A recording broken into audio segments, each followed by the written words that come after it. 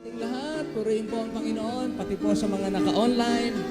Tayo po ay magpapasimula sa gabing ito na tayo mag-awitan, manambahan, magpuri, at sama-sama tayo sa presensya ng Diyos. Tayo po ay tumayong lahat at tayo po ay sama-samang mag-aawitan at ibigay natin yung ating buong kaya na pagpupuri sa ating Panginoon dahil hindi nagbabago ang kanyang kadakilaan. I just keep trusting my Lord.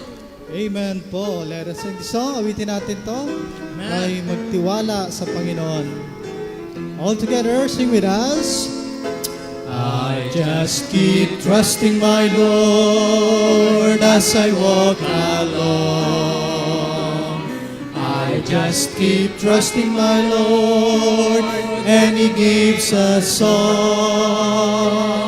Though the storm clouds darken the sky or the heavenly train, I just keep trusting my Lord. He will never fail. He will never May dahilan para fail. pagtiwalaan. Amen. He's a faithful friend, such a faithful friend. I can count on Him to the very end.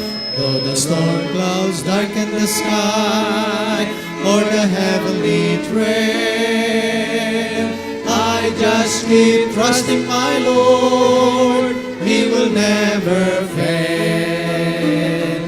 I just keep trusting my Lord on the narrow way. I just keep trusting my Lord as He leads each day. Though the road is weary at times and I'm sad and blue, I just keep trusting my Lord. He will see me through. He's a faithful God. He's a faithful God. Such a faithful God. Such a faithful God. He is always there. He is always there. Walking by my side. Walking by my side. Though the road is weary at times and I'm sad and blue, I just keep trusting my Lord. He will see me through. Wow, amen. Ibig sabihin ng He will see me through, itatawid niya Amen. tayo. Ano? Amen. Amen. Standing on the promises. This one song, nagpapaalala na ang mga pangako ng Diyos, mapangahawakan natin. Amen. All together. Standing on the promises of Christ my King, through eternal ages let His praises ring. Glory in the highest I will shout and sing, standing on the promises of God. Standing on the promises, standing on the promises of God, my Savior. Standing on the promises, standing on the promises. I'm standing on the promises of God. Standing on the promises that cannot fail. When the holy storms of doubt and fear assail, by the living word of God I shall prevail. Standing on the promises of God. Yes. Standing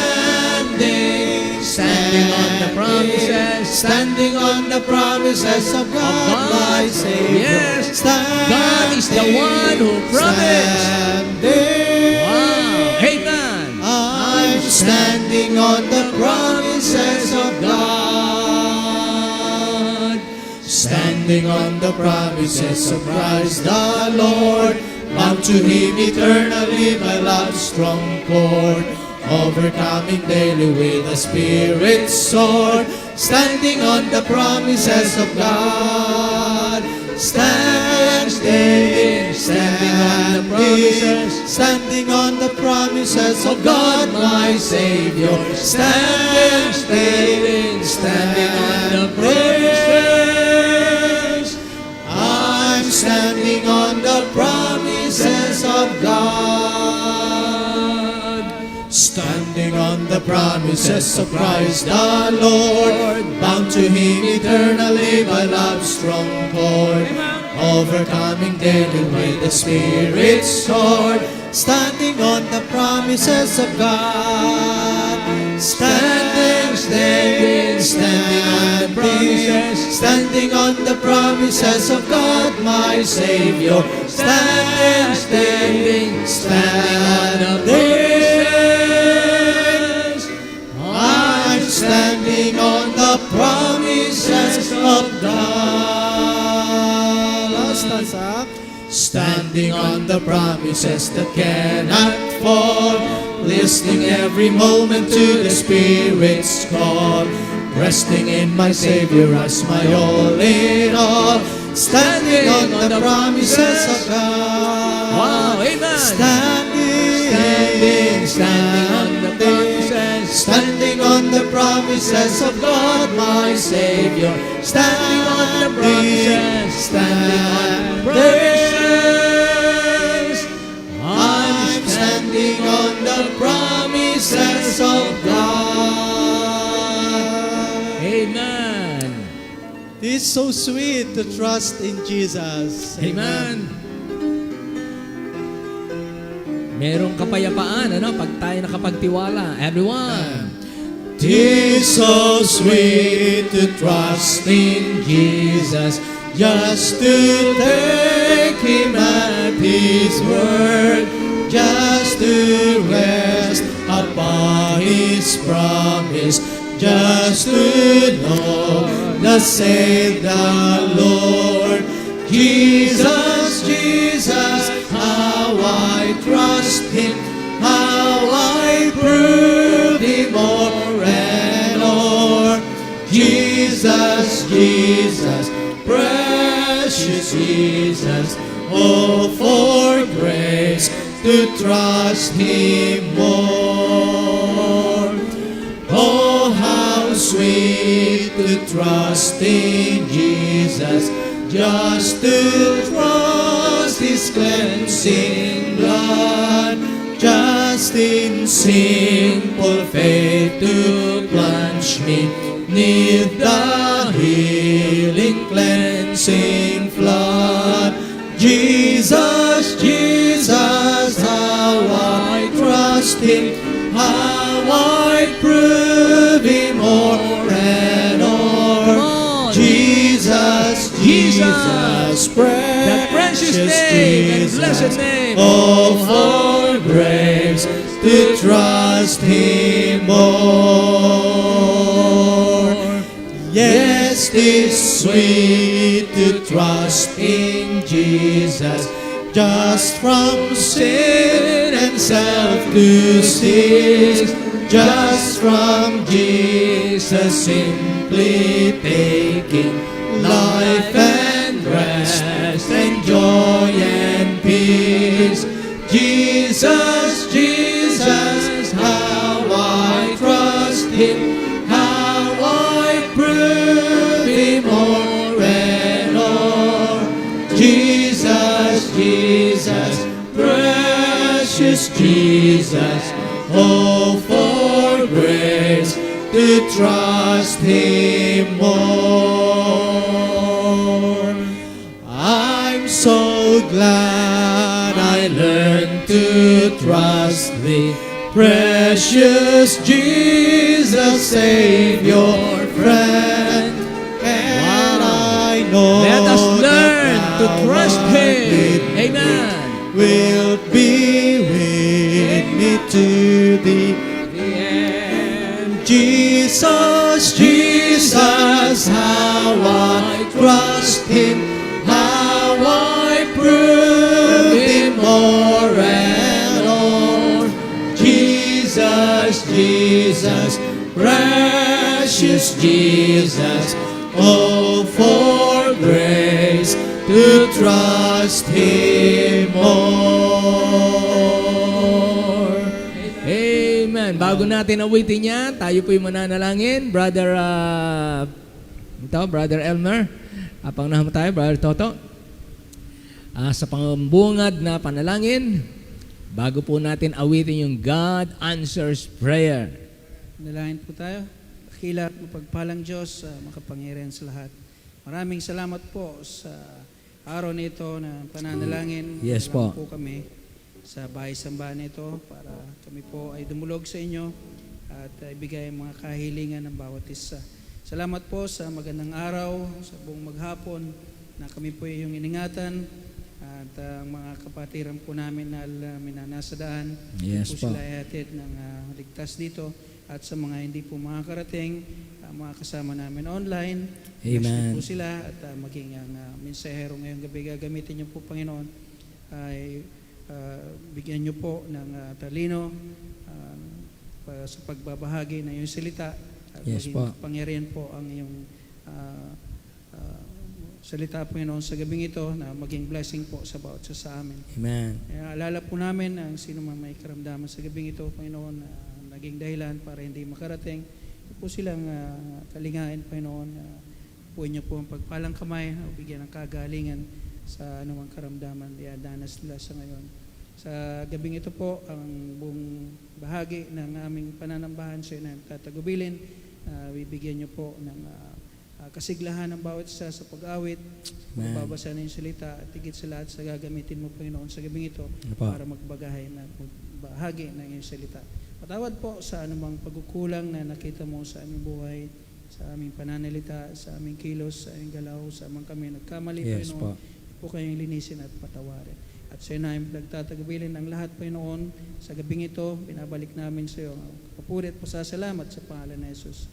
Amen. Amen. Amen. All right. God answers prayer. Naniniwala tayo kaya every day, every moment, let us be in the prayer mode. Lagi tayong nananalangin araw-araw. Did you ever talk to God about? Tell Him that you need a friend to love. Pray in Jesus' name, believing that God answers prayer. You can whisper in a crowd to Him. You can cry when you're alone to Him. You don't have to pray out loud to Him. He knows your needs. On a lofty mountain peak, He's there in a meadow by a stream. He's there anywhere you go on earth.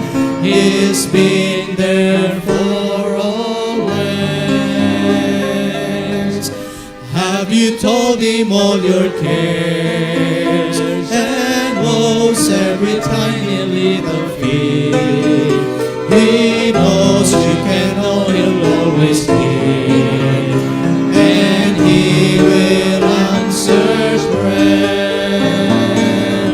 You can whisper in a crowd to Him. You can cry when you're alone to Him. You don't have to pray out loud to Him. He knows your needs.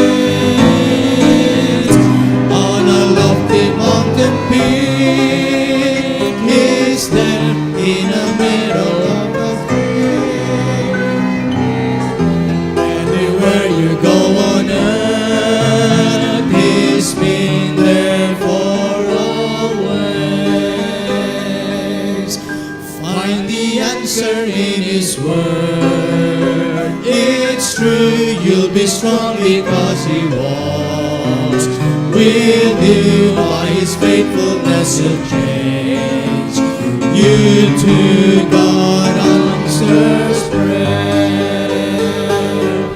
You can whisper in a crowd to Him. You can cry when you're alone to Him. You don't have to pray out loud to Him. He knows your needs. On a lofty mountain peak, He's there in a meadow by a stream. He's there anywhere you go on earth.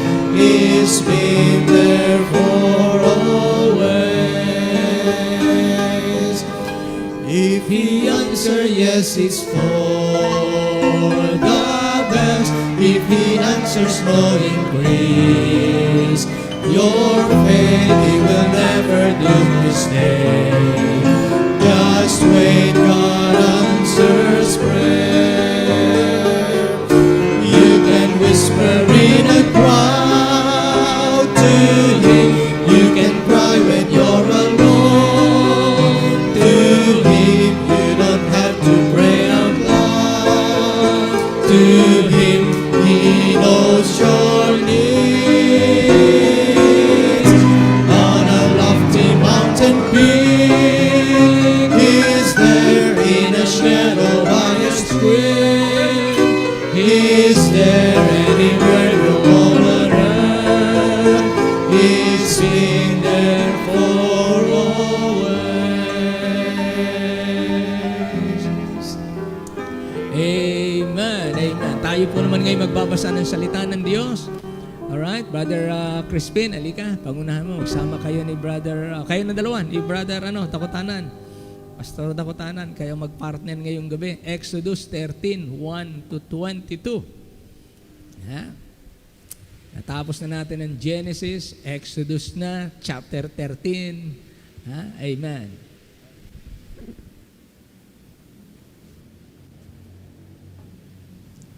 Magandang gabi po sa ating lahat. Magbabasa po tayo ng salita ng Diyos.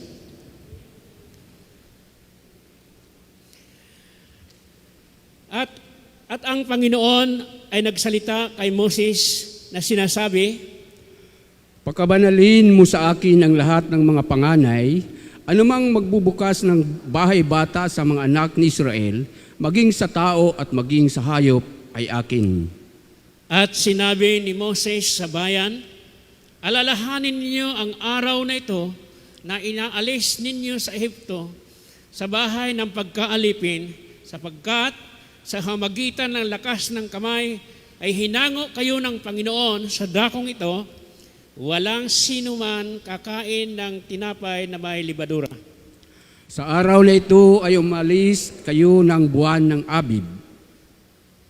At mangyayari na pagkadala sa inyo ng Panginoon sa lupain ng Kananeo at ng Hiteo at ang Amoreo at ng Hebreo at ng Jebuseo na kanyang isinumpa sa inyong mga magulang na ibibigay sa iyo na lupang binubukalan ng gatas at pulot ay iyong ipangingilin ang paglilingkod na ito sa buwang ito.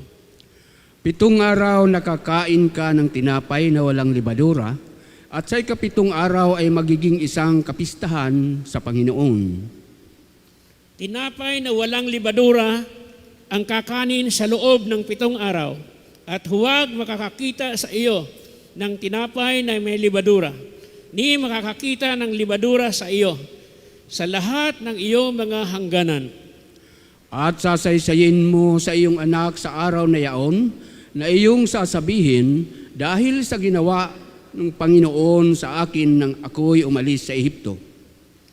At sa iyo'y magiging pinakatanda sa ibabaw ng iyong kamay at pagkakaalala sa pagitan ng iyong mga mata, upang ang kautusan ng Panginoon ay sumainyong bibig, sapagkat sa pamamagitan ng malakas na kamay ay inalis ka ng Panginoon sa Ehipto. Isasagawa mo nga ang palatuntunang ito sa kapanahunan nito taon-taon. At nangyayari, pagkadala sa inyo ng Panginoon sa lupain ng Kananeo, gaya ng isinumpa sa iyo at ang iyong mga magulang, at pagkabigay niyaon sa iyo, ay ihiwalay mo para sa Panginoon yaong lahat na nagbubukas ng bahay bata, at bawat panganay na mayroon ka na mula sa hayop, ang mga lalaki ay sa Panginoon. At bawat panganay sa asno ay tutubusin mo ng isang kordero, at kung hindi mo tutubusin, ay iyong bibilhin, babaliin ang kanyang liig, at lahat ng mga panganay na lalaki sa inyong mga anak ay iyong tutubusin. At mangyayari na pagtatanong sa iyo ng iyong anak sa panahong darating, na sasabihin, ano ito? Na iyong sasabihin sa kanya, sa pamamagitan ng lakas ng kamay ay ilinabas tayo ng Panginoon sa Ehipto sa bahay ng pagkaalipin. At nangyari nang nagmatigas si Paraon na hindi kami tulutang yumaon, ay pinatay ng Panginoon ang lahat ng mga panganay sa lupain ng Ehipto, ang panganay ng tao at gayon din ang panganay ng mga hayop. Kaya't sa aking inahahain sa Panginoon ang lahat ng nagbubukas ng bahay bata na mga lalaki, ngunit lahat ng panganay ng aking anak ay aking tinutubos. At magiging pinakatanda sa iyong kamay at pinakaalaala sa pagitan ng iyong mga mata, sapagkat sa pamamagitan ng lakas ng kamay ay inilabas tayo ng Panginoon sa Ehipto. At nangyari, tutan ni Paraon na ang bayan ay na hindi sila pinapatnubayan ng Diyos sa daang tungo sa lupain ng mga Pilisteo, agaman malapit, sapagkat sinabi ng Diyos, baka sakaling ang bayan ay magsisi pagkakita ng pagbabaka, pagsisibalik sa Ehipto. Kundi pinapatnubayan ng Diyos ang bayan sa palibot, sa daang patungo sa ilang sa tabi ng dagat na mapula, at ang mga anak ni Israel ay sumampang nangakasagbat mula sa lupain ng Ehipto. At dinala ni Moses ang mga buto ni Jose, sapagkat kaniyang ipinanumpang mahigpit sa mga anak ni Israel, na sinasabi, tunay na dadalawin kayo ng Diyos, at ang iyong isasampa ang aking mga buto mula rito na kasama ninyo. At sila ay naglakbay mula sa Sukot at humantong sa Itam sa hangganan ng ilang. At ang Panginoon ay nangunguna sa kanila sa araw ang isang haliging ulap upang patnubayan sila sa daan, at sa gabi ay sa isang haliging apoy upang tanglawan sila, upang sila ay makapaglakad sa araw at gabi.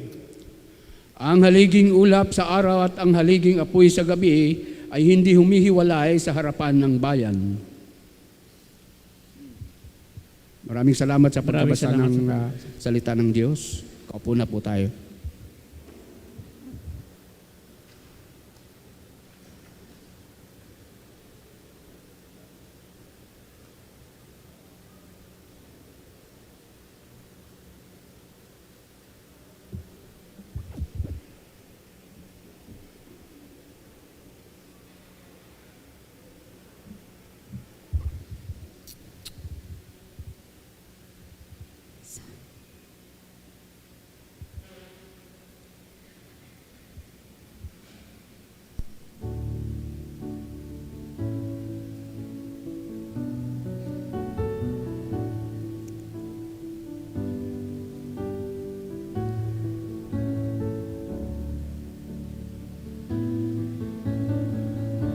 You are my strength when I am weak. You are the treasure that I seek. You are my all and all. Seeking you as a precious jewel, Lord, to give up, I'll be a fool. You are my all and all. Jesus, Lamb of God, worthy is your name. Jesus, Lamb of God, worthy is your name. Taking my sin, my cross, my shame, rising again, I bless your name. You are my all and all. When I fall down, you pick me up. When I'm dry, you fill my cup. You are my all and all. Jesus,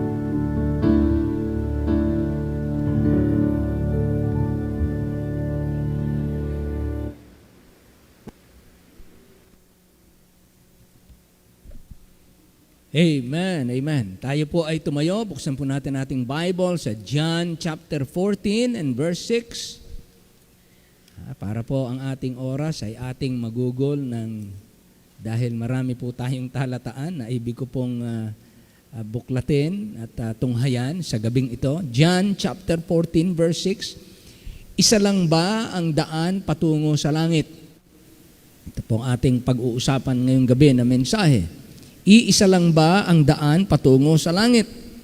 Ito ang sabi ng John 14:6. Basahin po nating lahat. Ready? Begin. Jesus said unto him, I am the way, the truth, and the life. No man cometh unto the Father but by me. Well, maliwanag po sa sinasabi ng Panginoon na walang makakarating sa langit, sama, kundi sa pamamagitan ko. Pero ito ba ay tama ba ang ating pagkaintindi? Yun na nga ba talaga ang ibig sabihin nito? Ibig sabihin sa pamamagitan ng talatang ito parang pinugutan ng Panginoon ng ulo ang lahat ng mga nag-aangkin, ng mga paniniwala na mayroon pang ibang paraan ng kaligtasan. Pinatay ng ating Panginoon, sinet aside niya ang lahat ng mga nag-aangkin, nangangako o itinuturo ng mga iba't ibang tagapagligtas at meron pang ibang isinasamang tagapagligtas. Pero dito sa talata na ating binasa, mismo sa bibig ng ating Panginoong Hesukristo, wala sino mang tao na makakarating sa Ama, maliwanag din po yun, kung may makakarating sa Ama sa pamamagitan lang ni Jesus. Walang nakarating doon sa ibang paraan. Makakarating lamang doon kung si Elijah at saka si Enoch ay nakarating sa langit nang hindi namatay. Sila'y nakarating sa langit at sila'y sa langit tatahan dahil lamang ni Kristo. Bagamat wala tayong mababasa na siya ay nag-sinner's prayer, wala pong ganon. Pero sila'y pupunta sa langit kagaya ng sinabi ng ating Panginoon. Ama naming Diyos, kami po ay lumalapit po sa inyo. Nagpapasalamat po kami, maging lalong panatag kami, lalong maging matatag kami sa pananangan at maging fix sa aming puso at kaisipan na wala pong ibang tagapagligtas kundi ang Panginoong Hesus. Kaya walang makakarating sa langit, walang makakarating sa Ama kundi sa pamamagitan ni Hesus. Kaya kung meron pong inaakala ang mga tao na iba pang paraan, ito po'y pagkakataon para makita namin ng maliwanag na kung bakit si Kristo lamang ang tanging paraan at wala na pong iba. Nag-iisa lamang at wala na pong kasama. Wala pong ibang tao, wala pong ibang idadagdag. Si Kristo ang tagapagligtas.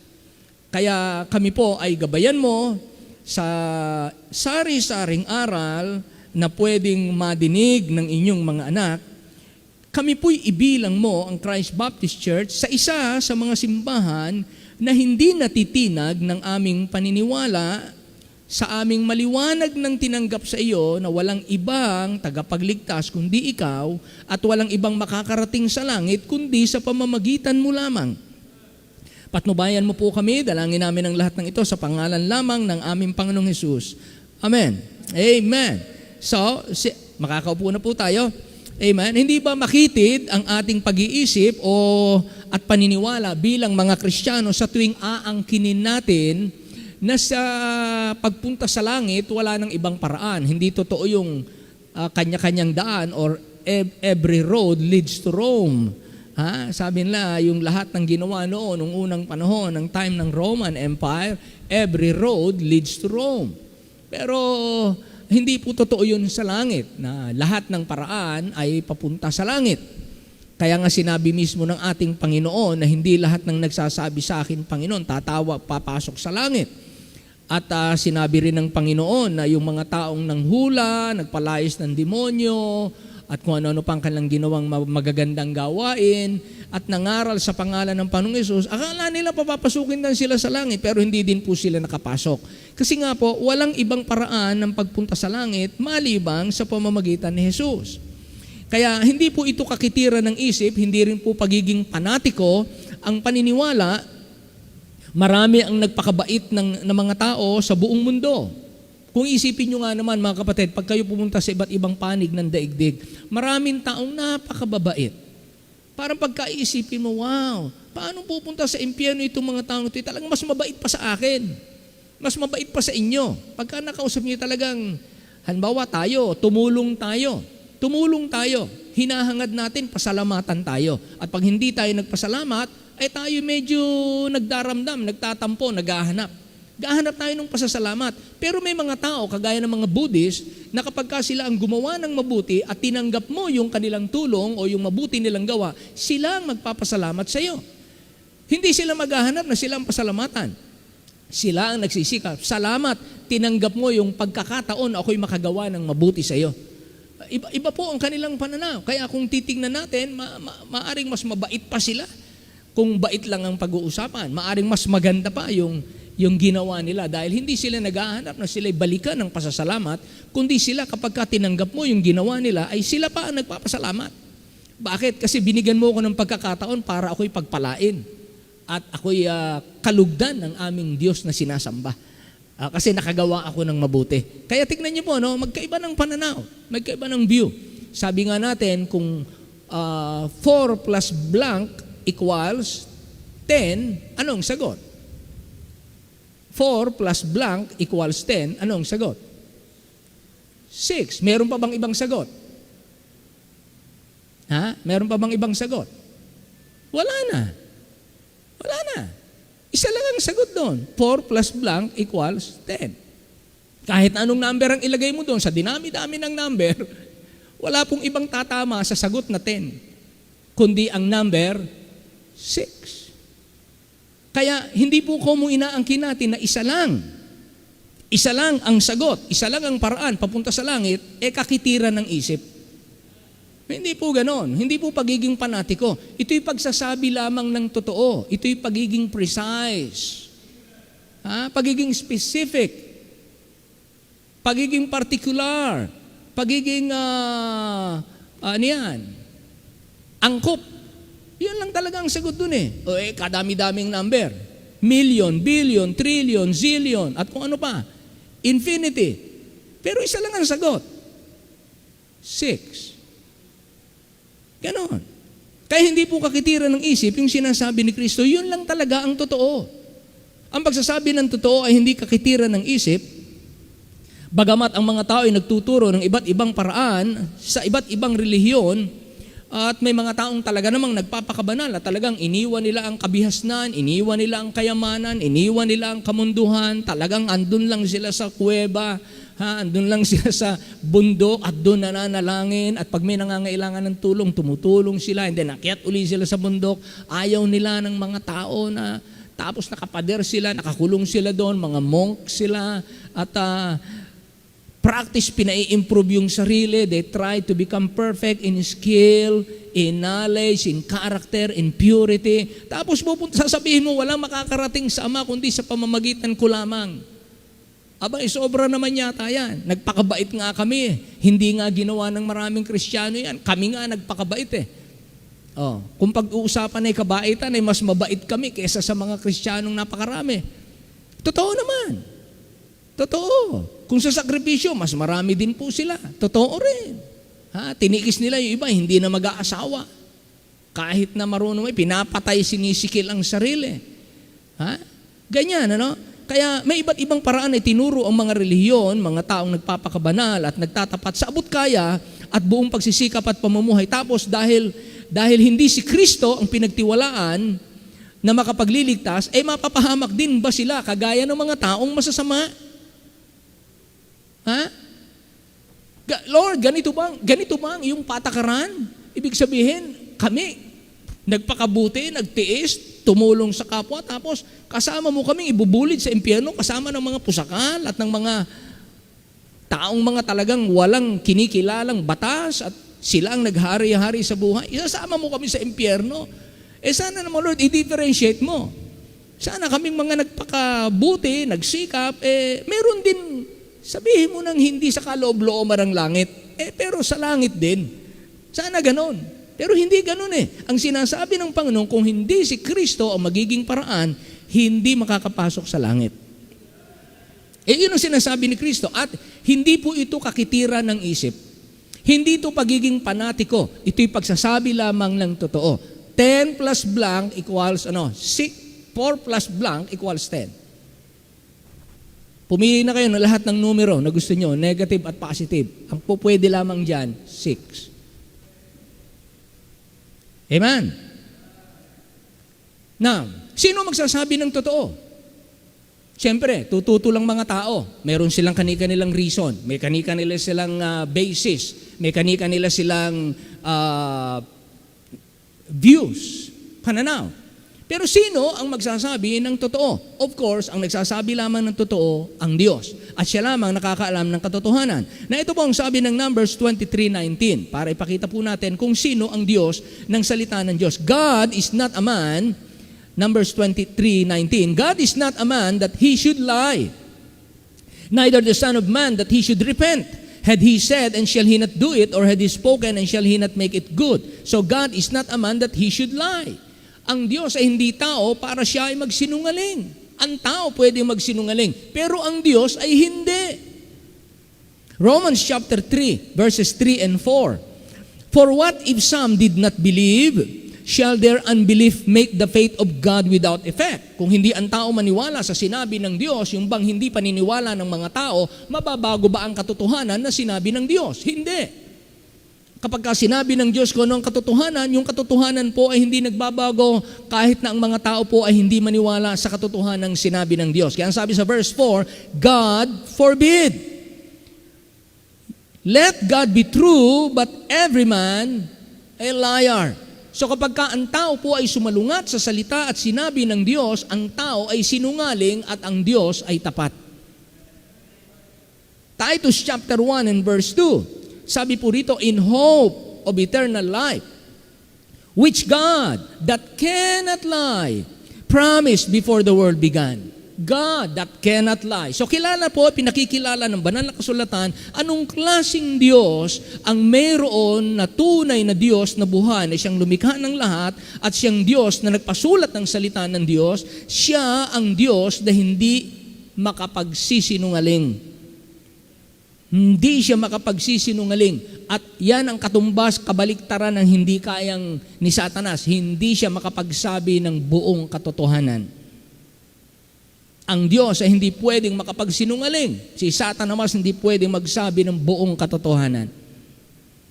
Joshua chapter 23 verse 14, dahil ang Diyos po hindi nagsisinungaling pagka siya ay nagsalita, totoo, maaasahan, mapangahawakan, walang dapat pag-alinlanganan. Joshua 23:14, and behold, this day I am going the way of all the earth, and ye know in all your hearts and in all your souls that not one thing had failed of all the good things which the Lord your God spake concerning you. All are come to pass unto you, and not one thing had failed thereof. Ganun ang Diyos pagka nagsalita, ganun ang Diyos pagka nangako, ganun ang Diyos pagka nagturo. Ang kanyang mga salita, isa man ay hindi pumapalya. Lahat ay mangyayari. Wala pong kabiguan, wala tayong dapat pag-alinlanganan. Kaya, mga kapatid, sabi sa Joshua 21:45, there failed not aught of any good thing which the Lord had spoken unto the house of Israel. All came to pass. Ilan ba yung mga binitawan ng Diyos na mga pangako niya sa Israel? At ang sabi dito, all came to pass. Diba? Kaya kapag ang Diyos na ang nangako, abay panghawakan na natin at yun po ang katotohanan at hindi po pwedeng mabago ang katotohanan. Kahit hindi tayo maniwala yung katotohanan mananaig dahil ang Diyos po ay hindi tao na nagsisinungaling, siya Diyos na hindi po makapagsisinungaling at siya Diyos ng katotohanan. Amen. So, dahil established na po natin, talaga bagang si Jesus lang ang tagapagligtas, wala nang iba. Sa lumang tipan, sa bagong tipan. Meron pa bang ibang paraan ng kaligtasan? Dahil nakita natin ang Diyos ay tapat, titingnan natin kung anong sinasabi ng Diyos patungkol sa tagapagligtas. So, may iisang tagapagligtas lamang na isinugo ang Diyos para sa ikaliligtas ng tao. Yun po ang point number 2 natin. So number 1, ang Diyos ang nagsasabi ng katotohanan. At ayon sa katotohanan ng Diyos, may isa lang tagapagligtas na isinugo ang Diyos para sa ikaliligtas ng tao. Kaya wala na po tayong ibang hahanapin pa. Luke chapter 2 verse 11. Ito ang sabi po ng Bible, "For unto you is born this day in the city of David a Savior, which is Christ the Lord." So pinakilala po sa Bible sa Luke 2:11 na ang Savior is Christ the Lord. He is the Lord. Sabi nga sa 1 Corinthians 15, the Lord from heaven. Bumaba sa lupa. John 3:17, ito po muli ang patotoo ng salita ng Diyos. "For God sent not His Son into the world to condemn the world, but that the world through Him might be saved." Kaya isinugo ang anak. Mga nasa lumang tipan at nasa bagong tipan. Ang si Kristo'y dumating, nasa lumang tipan. Galatians chapter 4. Okay, tingnan po natin ang Galatians chapter 4, and I think that is in verse 4. Galatians 4:4. Ano po ang nakalagay dito? Ito ang sabi po ng Bible. "But when the fullness of the time was come, God sent forth His Son, made of a woman, made under the law." He was made under the law. Kaya naipanganak po ang ating Panginoong Hesukristo under the law. Okay? So, siya po ang Savior na sinasabi na dumating, ipinanganak, the city of David, a Savior which is Christ the Lord. At nung siya ipanganak, in due time, sabi ng Bible, siya ay nasa ilalim pa ng Old Testament.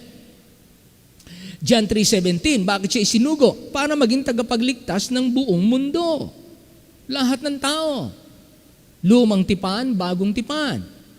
John 14:6, Jesus said unto him, "I am the way, the truth, and the life. No man cometh unto the Father but by me." At yun ang inangkin niya. Wala nang ibang tagapagligtas. Paano yung mga ipinanganak nung una at nabuhay nung una nung hindi pa siya ipinapanganak? Siya rin ang tagapagligtas nila. Tayo naman, hindi pa rin ipinanganganak. Siya rin ang tagapagligtas natin. Sa lumang tipan, si Kristo ang hindi pa ipinapanganak. Pero siya ang tagapagligtas ng mga naunang tao. Tayo naman, ang si Kristo ipanganak, hindi pa tayo ipinapanganak. At siya rin ang ating tagapagligtas. Siya rin ang ating manunubos. Wala pong iba. Wala pong pamalit. Then Acts chapter 10, verses 10 to 12. "Be it known unto you all and to all the people of Israel that by the name of Jesus Christ of Nazareth, whom you crucified, whom God raised from the dead, even by Him that this man stand here before you whole. This is the stone which was set at naught of you builders, which is become the head of the corner. Neither is there salvation in any other. For there is none other name under heaven given among men whereby we must be saved." No other name. No salvation in any other. There is no other name given among men na ibinigay sa mga tao para sa ating kaligtasan. Walang iba kundi Panginoong Hesukristo. Then, ano ang mga nagawa ni Jesus na hindi nagawa ni inuman? Para po masabi natin siya na ang tagapagligtas, wala siyang katulad, wala siyang karibal, wala siyang kapantay, wala siyang kahanay, wala pong kagaya niya. Ano ba ang ginawa ni Jesus na hindi nagawa ng sino man? Sabi po ng 1 John chapter 4 and verse 10, "Herein is love, not that we love God, but that He loved us and sent His Son to be the propitiation for our sins." Ang isang nagawa po ni Kristo, mga kapatid, sa doctrine of salvation, yung pong propitiation, yung pampalubag loob ng poot ng Diyos. Walang nagpalubag ng loob ng Diyos, ng kanyang poot, na kagaya ng ating Panginoong Hesus. Yun ang nagawa niya. Walang institusyon, walang tao, walang santo, walang santa, walang gawa, walang kautusan, walang batas na nagpapahupa ng poot ng Diyos, kundi si Kristo na nag-alay ng kanyang sarili bilang ating tagapagligtas. So, anong nagawa ni Jesus na hindi nagawa ni inuman? To propitiate God. Nag-alay siya ng mampalubag loob, pampahupa ng galit ng Diyos. Romans 3:23 to 24. Una, the doctrine of propitiation. Kung pag-aaralan niyo yan, si Kristo ang tumupad niyan.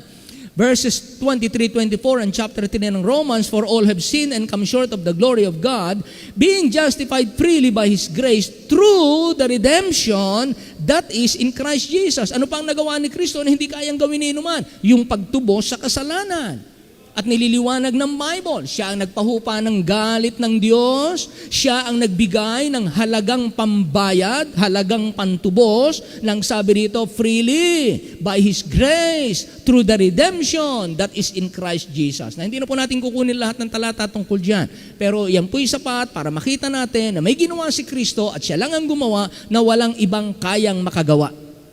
Propitiation, number 2, redemption, number 3, Colossians 1:20, and having made peace through the blood of His cross, by Him to reconcile all things unto Himself. By Him, I say, whether they be things in earth or things in heaven. Underline the word reconcile. Paano nagkasundo? Galit ang Diyos sa tao. Ang tao'y laban sa Diyos, napopoot ang Diyos sa tao, humupa ang galit ng Diyos nang mag-alay si Kristo ng kanyang sarili. At sa pamagitan ng kamatayan ng ating Panginoong Hesus, pinagkasundo niya ang Diyos at ang tao. Makikipagkasundo tayo sa pamamagitan ni Kristo. Sabi nga ng Doctrine of Salvation natin, dati magkasama, magka-fellowship ang Diyos at ang tao. Pero ang tao tumalikod sa Diyos at siya ay nagkasala. At dahil ang Diyos ay tinalikuran ng tao, tumalikod siya dahil ng kasalanan. Kaya naghiwalay ang dalawa. Isinugo ng Diyos ang kanyang anak para sa ating kaligtasan, kaya ang Diyos ang unang humarap para makipagkasundo sa tao. At pagka ang tao nagsisi at nanampalataya kay Kristo, humaharap siya at kay Kristo nagtitiwala at nagkakasundo muli ang dalawa. Yan po ang doctrine of reconciliation. So there is no reconciliation between God and man without the death of Christ, the sacrificial death of Christ. Kaya imagine niyo po, walang makagagawa nitong institusyon o anumang reliyon o anumang santo, anumang santa, anumang sikap natin, anumang gagawin natin, anumang doktrina. Si Jesus po, persona ang tagapagligtas, hindi doktrina. Ang tagapagligtas po ay persona na nagmamahal, nagpapasya, pumipili, nag-aalay ng kanyang sarili, nagbo-volunteer, banal na buhay, nakipaglaban sa kasalanan. Persona po, hindi doktrina ang nakapagliligtas. Ang doktrina po ay nagpapakilala lamang ang tanang doktrina sa tamang persona. Colossians 1:20, reconciliation kay Kristo. Matthew 26:28, ano ang nagawa ni Kristo na hindi kayang gawin ng sino mang tao, anumang relihiyon o anumang bagay? For this is my blood of the New Testament, which is shed for many for the remission or forgiveness of sins. Without the shedding of blood, there is no remission, there is no forgiveness. So anong nagagawa po ng ating Panginoon hindi kayang gawin ng iba? Ang Diyos napapatawad ang mga taong nagkasala. Kapag tinanggap mo si Kristo ang tagapagligtas, sa pamamagitan niya, may kapatawaran ang ating mga kasalanan. Kaya yung pong remission, nangyari lamang po yan because of the shed blood of Jesus Christ. Kung walang dugong itinigis, pambayad, sa ating mga kasalanan, walang kapatawaran ng ating mga kasalanan. Kaya lang tayo napapatawad for the sake of Christ. Pag lumapit ang isang tao, Lord, forgive me. Yes, I forgive you, pero yung pagpapatawad niyon, Christ is the reason, is the basis. Romans 5:9. Romans 5:9, much more than being now justified by His blood, we shall be saved from wrath through Him. Walang ibang gumawa nito. Paano tayo napawalang sala? Gayong ang tao ay guilty sa korte, sa hukuman ng Diyos. Pagka ang tao humarap sa kanyang pangangatuwiran, walang makakasagot sa Diyos. Dahil pag sinabi ni Diyos, nagkasala ka, nakita ko, laman ng isip mo, laman ng puso mo, yung sinalita mo, yung ginawa mo, umaga at gabi, may kasama ka o wala, alam ng tao o hindi, sinasadya mo o hindi, kita ko lahat ng kasalanan mo. Pati yung mga hinaharap mo pang kasalanan, pati yung mga nagdaan, at saka yung kasalukuyan. Paano ang tao mapapawalang sala? Paano siya sasabihin, you are justified, as if you have not sinned? Paano mangyayari yun? Sa pamamagitan ni Kristo. Dahil ng kanyang offering, sabi rin ng Bible, through the offering of the body of Jesus Christ once and for all. Kaya kapag nananampalataya ka kay Kristo, pawawalang sala ka. Bayad la kasi lahat ng iyong kasalanan. Wala na siyang dahilan para hatulan ka. Hebrews 10:10. Ephesians 1:5. Ano pa ang nagawa ni Kristo na hindi kayang gawin ng sino mang tao? Ephesians 1:5. Having predestinated us unto the adoption of children by Jesus Christ to Himself according to the good pleasure of His will. By Jesus Christ, ang adoption. Kaya lamang po tayo ginawang anak, kaya lang po tayo inlagay sa posisyon ng anak at tayo magiging tagapagmana ng mga pagpapala ng Diyos dahil po ni Kristo. Jesus Christ is the heir. We are joint heirs. Siya ang nagmana ng lupain. Kumbaga, tayo nakakabit lang sa pangalan ni Kristo kasamang tagapagmana. Pero si Kristo ang tagapagmana ng lahat. Isinama lang tayo para maging kasamang tagapagmana. Pero ang talagang tagapagmana si Jesus. Kaya tayo po nakatanggap ng adoption. Inilagay tayo sa posisyon ng isang anak. Romans chapter 4, verse 6. Even as David also describeth the blessedness of the man unto whom God imputed doctrine of adoption, then now doctrine of imputation. Ang imputation is to add something good or bad on the account of another. So, ang nung ginawa ng Panginoon, ikaw na makasalanan, tagtad ka ng kasalanan, ang ginawa ng Panginoon by means of remission, pinatawad ang iyong mga kasalanan, by means of redemption, binayaran ng halagang dapat ibang bayad, by means of reconciliation, nakipagkasundo ka ngayon sa Diyos, by means of adoption, inlagay ka sa kalagayan ng anak, by means of justification, pinawalang sala ka na, and now by means of imputation, yung katuwiran ni Kristo, inilalagay sa iyo. Well, hindi po ito sunod-sunod, ha? Pero ang sinasabi ko lang po, ito lahat ay gawa at performance ng ating Panginoon. Walang taong gumawa niyan. Sino ang taong mag-i-impute ng perfect righteousness sa inyo? Magulang nyo? Hindi. Lahat ng mga magulang nagkasala. Sino makasasagip sa mga magulang? Mga anak? Hindi. Bakit po? Lahat ng mga anak nagkasala. Walang makasasagip sa kanilang magulang. Sino ang sasagip sa kapatid mo? Ikaw? Walang makasasagip sa kanyang kapatid. Dahil lahat ng magkakapatid ay puro nagkasala. Pero si Kristo lamang, kaya siya nagkatawang tao. Sa katawang tao, pinamuhay niya ang kautusan ng walang mali. Siya lang ang nabuhay ng perpekto at yung kanyang katuwiran, ginawa niya yon para sa atin. Sino mang mananampalataya, yung perfect righteousness niya, yun ang ibibigay sa kanya. Walang nakagawa niyan, si Kristo lang. Hindi kayang gawin niya ni Mary. Hindi kayang gawin niya ng sino mang pastor, sino mang pope, sino mang religion, sino mang institution. Wala sa langit o sa lupa na nakagawa niyan. Si Kristo lang. Kaya pag sinabi natin na si Kristo lang ang tagapagligtas, wala na pong iba, kagaya ng sinabi ng Biblia. So, doctrine of imputation. Next, Philippians 3:20 and 21. Sabi dito ng Bible, for our conversation is in heaven, from whence also we look for the Savior, the Lord Jesus Christ, who shall change our vile body, who shall change our vile body, that it may be fashioned like unto His what? Glorious body. This is a doctrine of glorification. You will be glorified. You will have a body that cannot die, that will not die. A body, a heavenly body, a glorified body. Hindi na po siya kurap, wala na po siyang laman at buto at dugo. A glorified body. Pero lahat ng yan, sabi ng Bible, dahil pa rin ni Kristo. Tinitingnan, hinihintay natin siya sapagkat pagpapakita niya, siya rin ang babago ng ating katawan ng pagkamababa. Amen. So, walang gumawa niyan. Okay, mga halimbawa ng isa lang ang naging paraan sa Bible. Hindi ko po lahat makukuha, pero ilan lamang po sa mga isa lang ang naging paraan, si Naaman. Ketongin. Sa panahon niya, walang gamot ang ketong. Wala siyang kagalingan. Sundalo siya, general siya. Pero dahil walang gamot pa noon, hindi po siya gumagaling. Kahit mayaman siya, kahit popular siya, kahit na high ranking siya, kahit may ginto siya, walang makagaling sa ketong. Walang gamot. Pero dumating ang araw, sabi ng kanyang katulong na babae, bihag na Hudyo na babae, sabi niya sa misis, sabi niya, ma'am, si Sir, papuntahin niyo po sa Jerusalem, may propeta doon. Gagaling siya. Nagpatotoo lang yung babae patungkol sa kapangyarihan ng Diyos. Pero nung time na yon, walang gamot sa ketong. Walang gamot. So, ang ginawa po niya, pumunta siya kay sinong prophet na yan? Nagpunta siya doon sa propeta. At pagpunta niya sa propeta, sabi ng propeta, Gehase sa Tagalog, Gehase, hindi na ako pupunta dun sa general. inutusan kita. Bible student yun eh.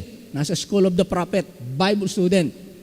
Sabi sa kanya, Gehase, puntahan mo yung general. Sabihan mo, eto ang sabi ko. Punta siya sa ilog ng Jordan, lumubog siya doon ng 7 ulit. Parang sampal sa kanyang ranggo. Hindi siya hinarap ng propeta, hindi siya binigyan ng importansya. Ang ina-expect niya, general to ng Syrian tapos uutusan mo lang Bible student para sabihin sa akin, dapat ikaw ang pumunta rito at ikaw ang magsabi ng instruction bilang paggalang sa akin. Ganun dapat Pero hindi siya inano ni propeta. Ang sabi niya, Gehase, punta ka doon, sabihin mo, 7, sayamot ni Naaman, hindi siya sumunod. Umuwi, galit. Ayan, ganyan ang pride ng tao.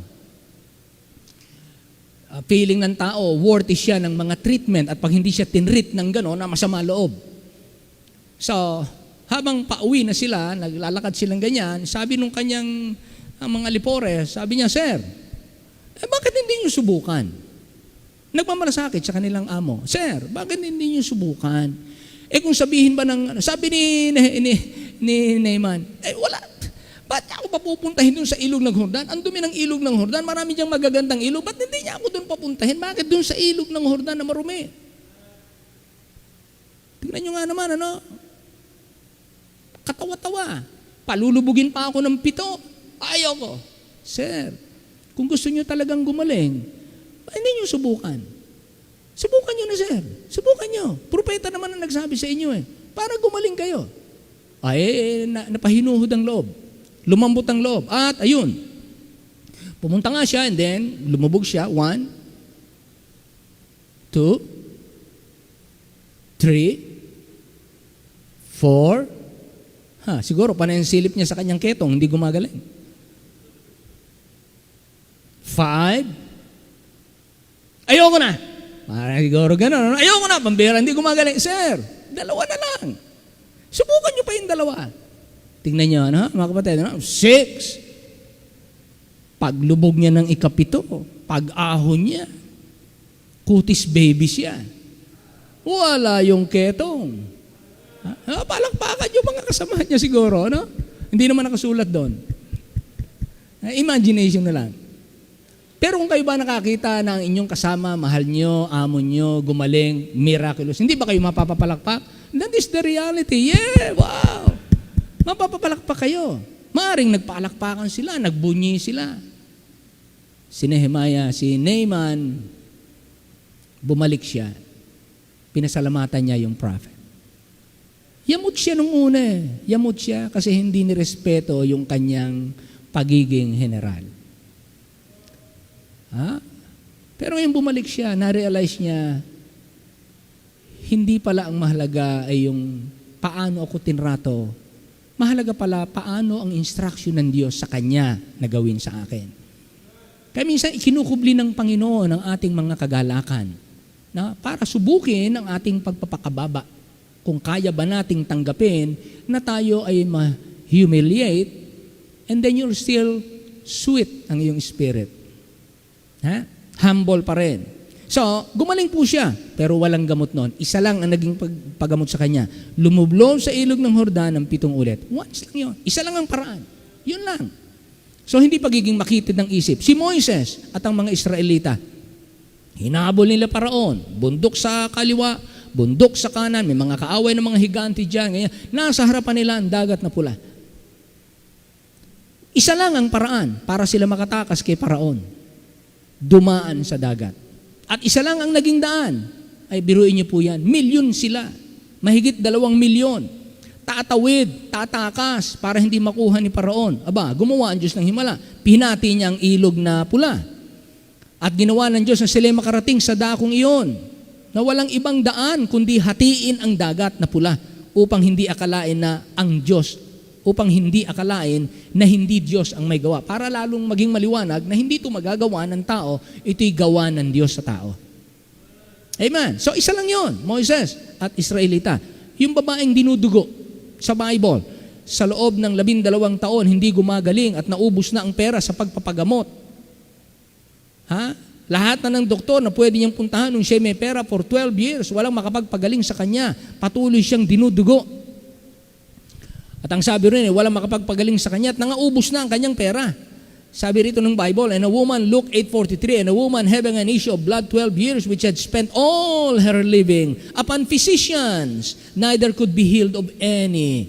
Wala na pong ibang makapagpagaling sa kanya. Pero isang araw, sabi niya, mahipo ko lang itong laylayan ng damit ng Panginoon, gagaling ako. You see? For 12 years, inantay ng Panginoon bago siya pagalingin, nagsuffer siya for 12 years, sinubok niya ang iba't ibang manggagamot, walang makakuha ng kanyang sakit because that sakit is for a purpose. Itinulot ng Panginoon na hindi ka gagaling kahit sinong doktor ang puntahan mo para maipakita na hindi kaya ng sino mang doktor basta magpagaling. At hindi sa lahat ng problema mo nasa tao ang sagot. At pagdating po ng takdang panahon, ang Panginoon dumaan sa kanilang lugar, purposely, alam ng Panginoon na itong babaeng ito, ganun ang magiging takbo ng isip at pananampalataya. At siya'y humawak sa laylayan ng ating Panginoon. At siya'y gumaling agad. Kaya nagtanong ang Panginoon, sinong humipo sa akin? Pananampalataya. Ano po, mga kapatid? Ang babaeng dinudugo, isa lang ang naging paraan.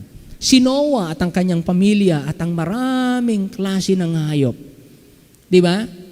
Sila ay naligtas sa dilubyo ng baha sa pamamagitan na nag-iisang arko at walang iba na nakaisip ng arkong yon na makapagliligtas sa kanila kundi ang Panginoon. Hindi idea ni Moses yun. Hindi idea ng sino man. Wala silang idea ng baha. Wala silang idea ng dilubyo o pagkunaw. Wala silang idea ng arko. Lahat ng yon idea na ibinigay ng Panginoon kay Noah. Kaya mga kapatid, kapag katotohanan na puno ng maliwanag at hindi katang-isip na mga ebidensya, ito ay dapat tanggapin ng lahat. Ang sinasabing si Kristo ay tagapagligtas at wala ng iba, kagaya din po ng mga pangyayaring ito. Wala pong naging ibang paraan. Kundi yun lang. Sa panahon ni Noah, ang paraan para maligtas, arko na pinagawa ng Diyos. Hindi basta arko.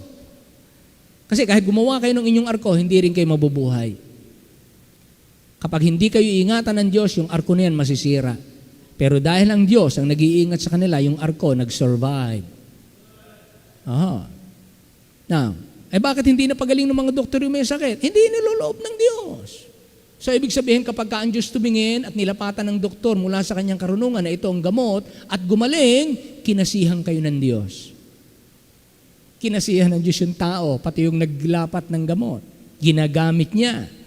Pero kapag kahit na tayo marunong, marami nang gustong maglapat ng gamot, maaring marami na silang karanasan, pwedeng hindi po gumaling ang tao kapag iniurong ng Diyos ang kanyang kamay. Pangatlo, bakit si Jesus lang ang tanging tagapagligtas? Bakit? Hindi basta inaangkin ang ganitong kakayahan. Sabi ni Jesus, I am the way, I am the truth, I am the life. No man cometh unto the Father, but by me. It's a truth claim. Truth claim. Meron siyang kine-claim na katotohanan.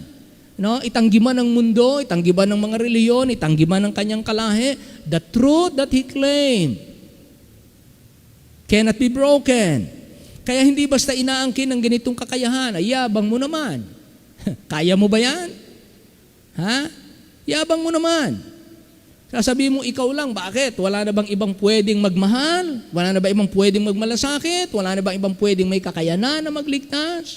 How about the angels? Maraming powerful angels. How about science? Miraculous ang science. How about wonder drugs? Marami tayong mga wonder drugs. Pero bakit si Kristo lang ang tanging tagapagligtas? Kaya yung kanyang inaangkin, yung kanyang truth claim, kinakailangan po masatisfy ang righteousness at holiness ng Diyos. Dahil hindi lang involved dito ay gusto kong magligtas. Are you able? Maybe you have the desire, you are willing, you are available, but are you able? Are you willing? Are you able to satisfy the perfect standard of righteousness and holiness of God? Sabi ni Kristo, I am the way. Maglagay tayo ng lahat ng tao o lahat ng institusyon, ilagay nating candidate lahat ng tao para maging tagapagligtas. Ilagay nyo na ang candidate at lahat ng Diyos-Diyosan para maging tagapagligtas. Ilagay na nating candidate lahat ng process, lahat ng program, lahat ng invention ng mga tao, lahat ng iniisip, idea ng mga tao. Ilagay na natin, i-candidate natin silang lahat na maging tagapagligtas. At ilagay natin sila kung papasa sa pamantayan ng Diyos para maging qualified na maging tagapagligtas. Na number 1, tingnan po natin. Para maging tagapagligtas, una, dapat nakausap ka ng Ama sa langit. Ito po ang sabi ng Bible sa Psalm 46:8.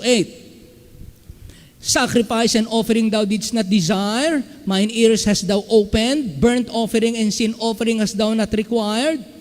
Then said I, sabi ni Jesus Christ, Lo, I come. In the volume of the book it is written of me, I delight to do thy will, O my God. Yea, thy law is within my heart. Katumbas niyan sa bagong tipan, kinot uli, wherefore when he cometh into the world, that's Jesus Christ, he saith, sacrifice and offering thou wouldest not, but a body hast thou prepared me.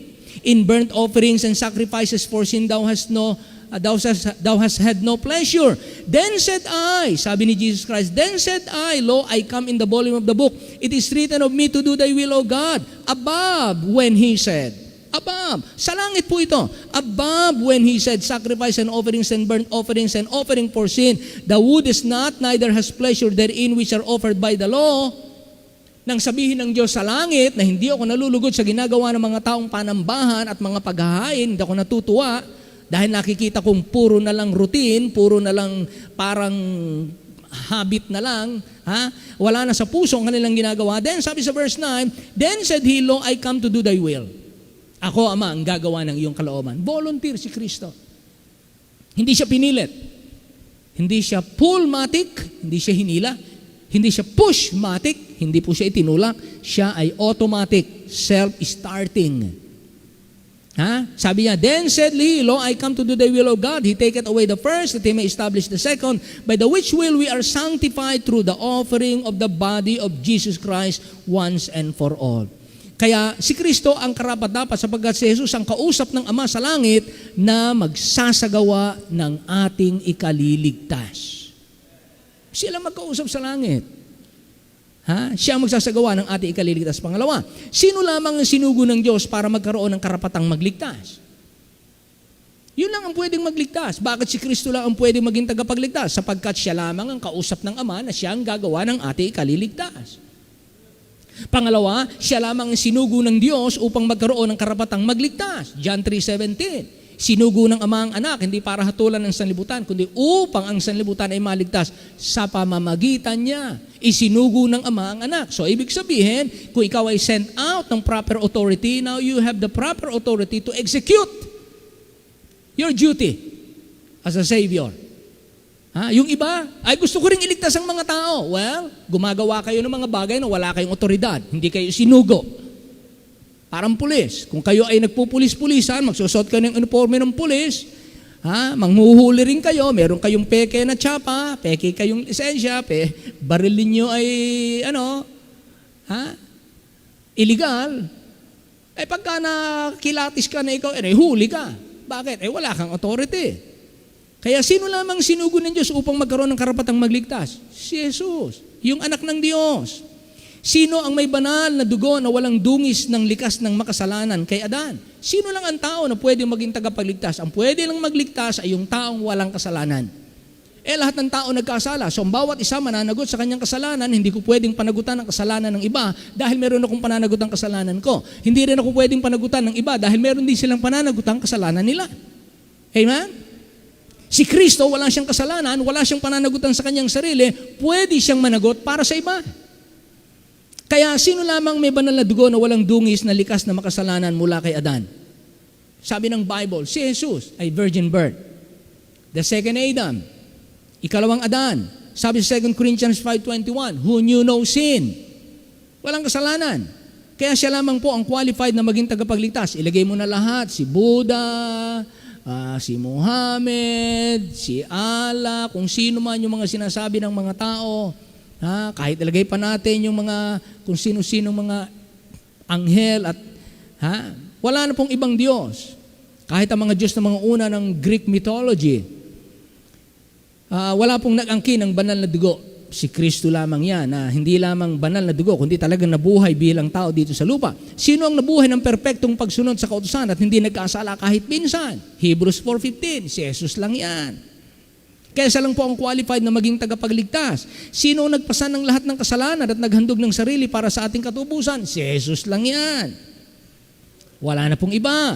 Sino ang nagbayad ng kasalanan na may katibayan na tinanggap ng Diyos sa langit yung kanyang ibinayad? Si Jesus lang yan. Kaya si Kristo nung mamatay sa krus, nang siya'y ilibing, siya'y nabuhay na muli na ikatlong araw. Ang kanyang bayad ay ang kanyang kamatayan. Ang kanyang pagkabuhay na muli ang resibo ng pagbabayad. Pinatunayan ng Diyos, bayad na, tinanggap sa langit ang iyong pagbabayad, ang iyong katubusang ginawa, tanggap sa langit, at bilang patunay, ibinangon siya muli sa mga patay. Dahil kung hindi po siya mabubuhay na muli. Kaya sino nagbayad ng kasalanan na may katibayan na tinanggap ng Diyos sa langit? Si Jesus. Sino ang binabanggit sa banal na kasulatan na pupirihin dahil sa kanyang pagliligtas? Sino ang babanggitin sa langit? Revelation 5:9, ang sabi dito, and they sang a new song saying, Thou art worthy to take the book and open the seals thereof, for thou wast slain and hast redeemed us to God by thy blood out of every kindred and tongue and people and nation. By thy blood, you redeemed us. Si Jesus Christ din yan. Siya ang aawitin doon sa langit. Mag-aawitan ng lahat ng mga tinubos sa langit. At ang aawitan, siya. Walang iba. Walang simbahan. Kaya hindi po mga simbahan, hindi mga doktrina ang tutubos. Ang tutubos po ay ang ating Panginoong Hesukristo. Kaya siya lang po ang qualified at tamang tagapagligtas. I-recognize sa langit, aawit ang lahat. Ang aawitan siya. Sino ang nabuhay hanggang namatay ng walang kasalanan? Philippians 2:8 and 9. And being found in fashion as a man, he humbled himself, became obedient unto death, even the death of the cross. Wherefore God also had highly exalted him and given him a name which is above every name. Siya lang po naging masunurin magmula simula hanggang katapusan. In fact, mula pa sa langit, bago pa siya magkatawang tao, ando na siya, I came to do thy will. Voluntarily, he is the doer of the will of another. Verse 9, number 9, sino ang nakatupad ng lahat ng propesiya tungkol sa pagliligtas? Walang iba kundi si Jesus, darating ang tagapagligtas. Hinulaan po ang tagapagligtas darating. At alam niyo po, na hinahanap ko ibang mga hula at tinignan ko po, dapat mula sa angkan ni Abraham. Ang tagapagligtas, dapat mula sa angkan ni Abraham. Genesis 22, and in thy seed shall all the nations of the earth be blessed, because thou hast obeyed my voice. And in thy seed, sabi nun, seed, singular. Galatians 3:16, ang katuparan, now to Abraham and his seed were the promises made. He saith not, and to seeds, plural, as of many, but as of one, and to thy seed, which is Christ. Sabi niyan, and in thy seed shall all the nations of the earth be blessed. Sa pamagitan ng iyong binhi, iisang binhi, ang lahat ng mga bansa pagpapalain at yun po yung pagpapala ng pagliligtas at pagpapala ng lahat ng nakapaloob sa kaligtasang ating tinanggap sa pamamagitan ni Kristo. Wala na pong iba. Siya ang tumupad po niyan, yung binhi ni Abraham. Pangalawa, ang binhi ng tagapagligtas dapat mula sa angkan ni Isaac. Sa Genesis 17 verse 19, and God said, Sarah, thy wife shall bear thee a son indeed, and thou shalt call his name Isaac, and I will establish my covenant with him for an everlasting covenant, and with his seed after him. From Abraham to Isaac, at sa linya ni Isaac lalabas si Jesus Christ, and so on. So, bukod sa siya nasa linya ni Abraham, lalabas siya, si Abraham ay may anak, Ishmael and Isaac. Hindi kay Ishmael lalabas ang binhi kay Isaac. Si Isaac may dalawang anak, Jacob and Esau. Hindi lalabas ang anak kay Esau, lalabas kay Jacob. So, ang Diyos po ang pumili niyan. Neither because they are the seed of Abraham are they all children, but in Isaac shall thy seed be called. Dapat mula sa lahi ni David. ang tagapagligtas, ang binhi, manggagaling sa angkan ni David. Jeremiah 23:5. Behold, the days come, saith the Lord, that I will raise unto David a righteous branch, and a king shall reign and prosper, and shall execute judgment and justice in the earth. Matthew 1:1. To fulfill the prophecy, the book of the generation of Jesus Christ, the son of David, the son of Abraham. So from Abraham to Isaac, to Jacob. May pagpipilan pero hindi niya pinili yung iba, si Jacob. And then sa Jacob, meron pang 12 anak, tribe of Judah naman. Kay David, pero si David galing sa tribe of Judah. Okay, tingnan muna natin yung tribe of Judah. Micah 5:2. But thou, Bethlehem Ephratah, though thou be little among the thousands of Judah, yet out of thee shall come forth of me, unto me that is to be ruler in Israel, whose going forth have been from of old, from everlasting. Judah is part of Jesus' genealogy. Luke 3:33. Makikita niyo po doon si Judah, the son of Abinadab, the son of Ram, the son of Hezron, the son of Perez, the son of Judah. So tinrace ang lahi ng Panginoon galing kay Judah, galing kay David. Then, panglima, dapat anak siya ng dalagang birhen. Hindi lahat ng dalaga ay birhen. Dapat anak ng dalagang birhen. Isaiah 7:14. Therefore the Lord himself shall give you a sign. Behold, a virgin shall conceive and bear a son, and shall call his name Emmanuel. A virgin. Si Kristo po ay virgin birth. Dapat isang sanggol na lalaki. Hindi po babae. Hindi po binabae. Lalaki. For unto us a child is born, unto us a son is given, and the government shall be upon his shoulder. And so on. And his name shall be called Wonderful, Counselor, the Mighty God, the Everlasting Father, the Prince of Peace.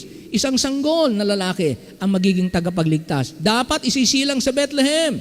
Micah 5:2. But thou, Bethlehem Ephratah, thou be little among the thousands of Judah, yet out of thee, Bethlehem, he come forth unto me that is to be a ruler in Israel, whose going forth have been from of old, from everlasting.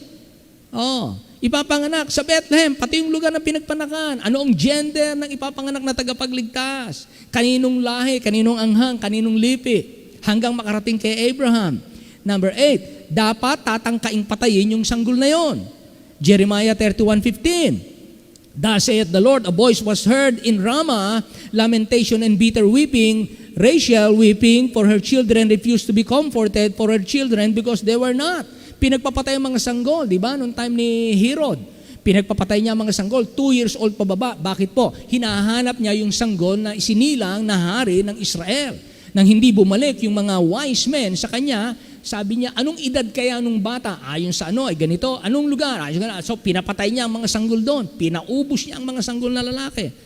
Yun po, tinangkang patayin siya. Yun po ang nangyari kay Jesus. Kaya, umalis si Jesus doon, dinala siya sa Egypt. Kaya dapat tataan sa Egypt ang tagapagligtas. When Israel was a child, then I loved him and called my son out of Egypt. Dinala doon si Jesus sa Egypt, itinakas siya. Pero mula sa Egypt, tinawag uli siya ng Panginoon. Patay na yung nagnanasa sa iyong buhay. Umalis ka na dyan. Natupad po yung kay Kristo, Matthew 2:15. Then, dapat titira siya sa Nazareth. Yung tagapagligtas, magiging Nazareno. Matthew 2:23. And he came and dwelt in a city called Nazareth, that it might be fulfilled, which was spoken by the prophets, he shall be called a Nazarene. So hinulaan po, yung tagapagligtas na darating na ipanganganak, magiging Nazareno, at natupad po sa kanya. So makikita po natin from the first scene, sa unang pagkakasala pa lamang sa Garden of Eden, nang maglagay sila ng dahon ng igos at tinalis ng Diyos at pinalitan ng balat ng tupa, doon pa lang ipinangaral na ang tagapagligtas. Doon pa lang yung tinatawag na proto-evangel. Bago pa mangyari, ipinangaral na ang ebanghelyo sa pamamagitan ng types and symbols. Hindi sinabi doon ang pangalan kaagad. Hindi sinabi. Pero ito ang sabi ni Moses. Di ba? Yung Adan and Eva, nasa anong aklat? Genesis. Sinong sumulat ng Genesis? Si Moses. The 5 books of the Old Testament. Moses was the author. Anong sabi ng ating Panginoong Jesus? John 5:46. Tingnan natin ang John 5:46. Ito po ang nakalagay. Tingnan niyo po dyan. John 5:46. At ito po ang mababasa nating lahat dyan sa salitang yan. For had ye believed Moses, ye would have believed me, for he wrote of me. Pero wala kayong mababasang pangalan ni Jesus sa Old Testament na sinulat ni Moses. Paano sumulat si Moses tungkol sa kanya? Through types and symbols. Nagsulat si Moses about the Sabbath. Jesus Christ is our Sabbath. He is our rest. Kaya si Kristo nag-iimbita, lumapit kayo sa akin, kayo aking papagpapahingahin. Our Sabbath, sa ating panahon, mga Kristiyano, hindi po Sabado. Ang Sabbath natin, moment by moment resting on the Lord Jesus Christ. Hindi lang tuwing Sabado tayo may kapahingahan. Kapahingahan ng katawan, Sabado. Pero sa kapahingahan ng kaluluwa, maya't maya, kay Kristo may kapahingahan ka. Ganyan po yan. So, Sabat, yung Passover, kung naalala niyo yung Passover, napapatay sila ng tupa bilang alaala na sila ay nakawala sa Egypt. Nagpatay ng tupa at yung tupang yon ipinaid sa mga pinto-pinto, ganyan yung dugo. Yun yung Passover lamb. Yung Passover lamb si Jesus Christ yon. At makikita po natin yung sa Bible. Kapag tayo naglo-Lord's Supper, Jesus Christ, our Passover, was offered. Okay? Kaya marami pong ganyan. So, Moses wrote of me. Sumulat si Moses, Genesis to Deuteronomy. Sumulat po siya. And then, Acts chapter 10, verse 43. Magmula kay Moses, meron pong lahat ng mga prophets. 10:43. To him, kay Jesus Christ, give all the prophets witness that through his name, whosoever believeth in him shall receive remission of sins. Kaya ang kaligtasan po ng lahat ng Old Testament, lahat ng New Testament, sa pamagitan po ni Kristo, at yan ay isinulat na ni Moses through types and symbols. At yan ay isinulat ng mga prophets. They prophesied about the coming Messiah, about the coming Savior, about the coming Son, the child born of a virgin. All prophets, ang sabi ng Bible. Kaya ito ang sabi ng Panginoon, nirecognize ng Panginoon ang buong Old Testament. Buong Old Testament. At ang buong Old Testament ay nagtuturo tungkol kay Jesus. Luke 24, Luke 24, verses 44 to 48. Luke 24. And he said unto them, these are the words which I spake unto you while I was yet with you, that all things must be fulfilled which were written in the law of Moses, and in the prophets, and in the Psalms. 3 divisions of the Old Testament. The law of Moses, the prophets, and Psalms. Then opened he their understanding that they might understand the Scriptures, and said unto them, thus it is written, and thus it behoved Christ to suffer, and to rise from the dead the third day, and that repentance and remission of sin shall be preached in his name among all nations, beginning at Jerusalem. And you are witnesses of these things. So mga kapatid, wala pong ibang tinutukoy na tagapagligtas magmula sa Genesis hanggang sa Revelation. Walang iba kundi ang ating Panginoong Hesukristo. So wala pong kasamang ating gawa. Lahat ng gagawin ng tao sa lumang tipan, sa bagong tipan, para maligtas, kapahayagan lang ng pananampalataya. Kapahayagan lang. Hindi po kasama na kapag liligtas yung ating gawa. Dahil saan mo ilalagay yung gawa? Katuwiran? Kung minana natin ang katuwirang perpekto kay Kristo, saan mo ilalagay yung katuwiran ng tao? Wala. Wala na siyang paglalagyan dahil ang minana nating righteousness kay Kristo ay perfect righteousness. Kaya noong sabi ni Apostle Paul, pag-aharap siya sa ating Panginoong Hesukristo, Philippians 3:9, last verse.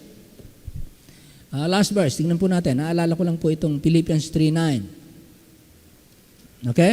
Ito po ang sabi ng Bible, and be found in him, not having mine own righteousness, which is of the law, but that which is through the faith of Christ, the righteousness which is of God by faith. Faith on the Lord Jesus Christ alone.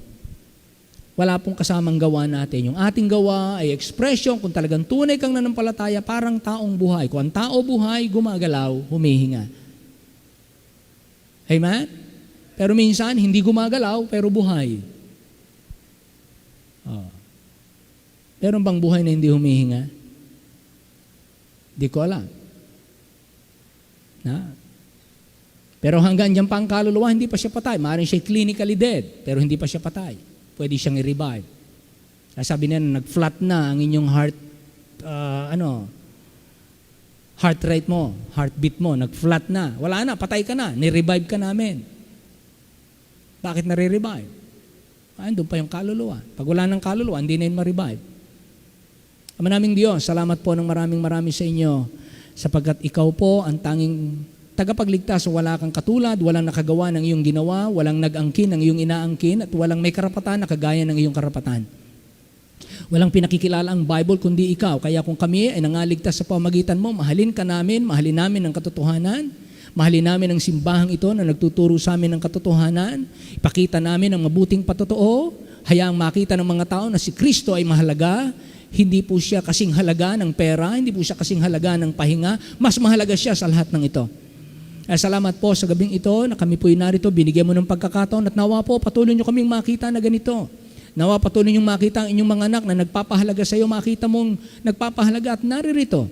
I-bless nyo po ang inyong mga anak sapagkat walang ibang magiging ilaw sa sanlibutan ito kundi ang iniwanan mo ang iyong mga anak.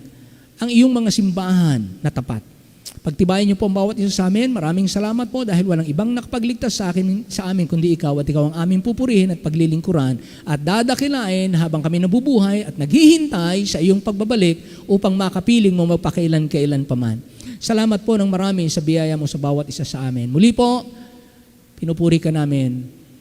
Gamitin niyo po ang aming buhay na nalalabi. Hinihiling namin ang lahat ng ito nagpapasalamat, lahat ng aming kakayanan, lahat ng aming tinatangkilik, lahat po nakatuon po sa inyo upang lalo ka naming dakilain. Hiling namin ang lahat sa pangalan po lamang na aming Panginoong Hesus. Amen. Amen. Amen. Amen. Tayo po tumayong lahat, umawit po tayo. Amen. Awitin po natin yung At the Cross. Awitin natin. Very familiar song, At the Cross. Yamang ito po ang ating pinagbulay-bulayan, pinag-aralan at itong mensahe sa gabing ito. Awitin natin first and last stanza. First and last stanza. Dalawang stanza lang awitin natin. At the cross.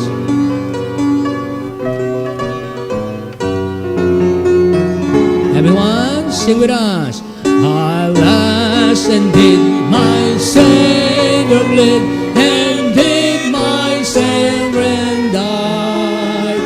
Would He devote that sacred head for such a warm? Come on, at the cross, shout it loud. Yes, where I first saw the light and the burden of my heart rolled away. It was there by faith I received my sight, and now I am happy all the day. On the last now, but drops of grief can ne'er repay the debt of love I owe. Here, Lord, I give myself away. 'Tis all that I can do. At the cross, wow. Jesus is the light. Amen. It was there by faith I received my sight, and now I am happy. Amen. Purihin ang Panginoon. Brad, pangunahan mo tayo sa panalangin, sa pagkakaloob. Is this Francis? Brother Francis. Let's pray po, Lord. Salamat po sa araw na binigay sa amin, Lord. Salamat po sa pagkakataon na Amen. makapakinig ng inyong salita, Lord. Salamat po sa pag-iingat na nakarating po kami dito. At salamat po sa inyong salita, Lord, na naipahayag sa amin kung bakit ikaw lang po ang aming tagapagligtas. Amen. At pagpalain niyo po kami at sa parte po ng aming pagsamba sa inyo, ang aming service, Lord. At pagpalain niyo po ang aming pagkakaloob. At ito lang po ang samad dalangin sa pangalan ng Panginoon Jesus. Amen. Amen. Amen. Amen. Praise the Lord.